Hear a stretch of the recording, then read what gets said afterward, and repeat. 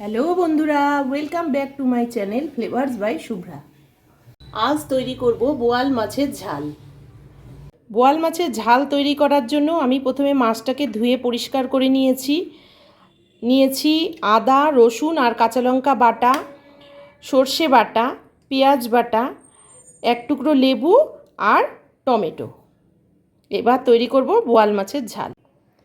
এখন আমি মাছটাকে ভালো করে ম্যারিনেট করে নেব।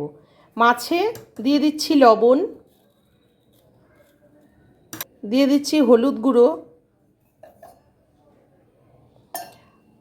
আর দিয়ে দিচ্ছি লেবুর রসটা দিলে মাছে যদি কোনো রকম গন্ধ থাকে সেটা বেরোয় না, সেই জন্য লেবুর রসটা দিলে মাছের গন্ধটা খুব ভালো হয়ে যায়।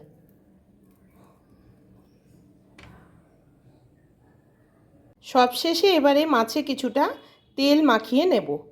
বোয়াল মাছ এমনিতেই অনেক ফোটে, তাই তেল মাখিয়ে নিলে একটু কম ফোটে।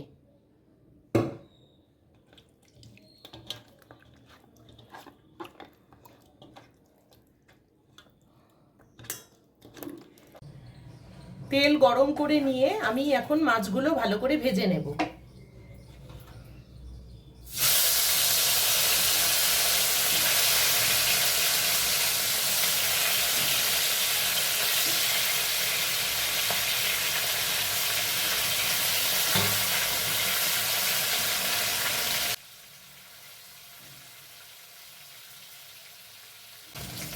এখন আমি মাছগুলোকে তুলে নিচ্ছি। লাল করে ভাজা হয়ে গেছে, এবারে আমি তুলে নেব।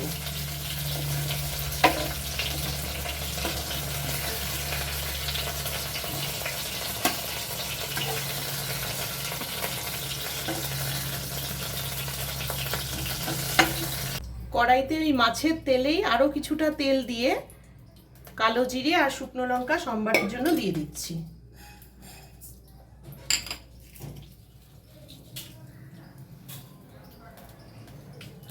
প্রথমে আমি কড়াইতে টমেটোটা দিয়ে দিলাম।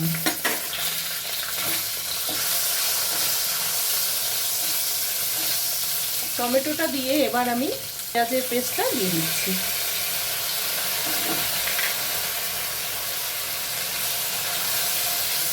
এখন দিয়ে দিচ্ছি আদা রসুনের পেস্ট।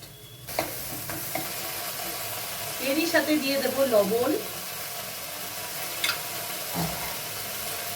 হলুদ গুঁড়ো,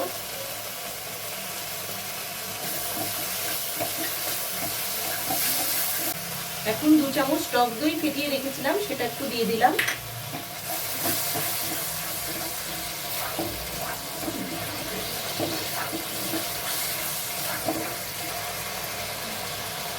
সবশেষে দিয়ে দেব সর্ষে বাটাটা।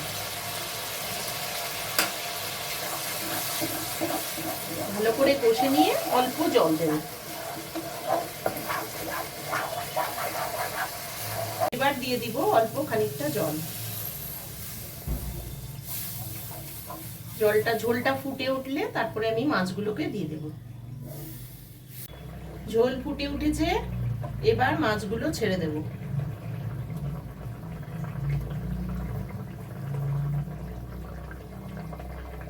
তাহলে রেসিপিটি ভালো লেগে থাকে তাহলে ভিডিওটিকে লাইক করো, শেয়ার করো, আর যারা ফেসবুক পেজ থেকে দেখছো তারা পেজটিকে ফলো করে দিও।